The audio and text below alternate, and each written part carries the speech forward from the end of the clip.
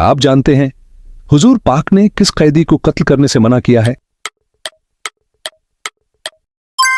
जवाब, जिसको अमान दी हो। अगला सवाल, कुरान पाक में कितने काफिरों का नाम आया है?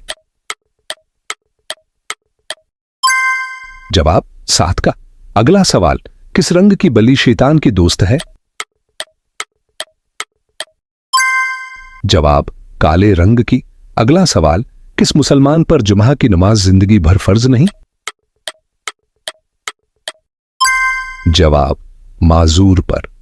अगला सवाल, शरिक और कुफ्र के बाद बड़ा गुनाह किया है? जवाब, बिदात।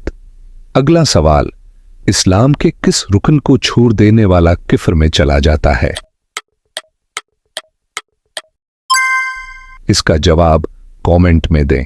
अल्लाह हाफिज।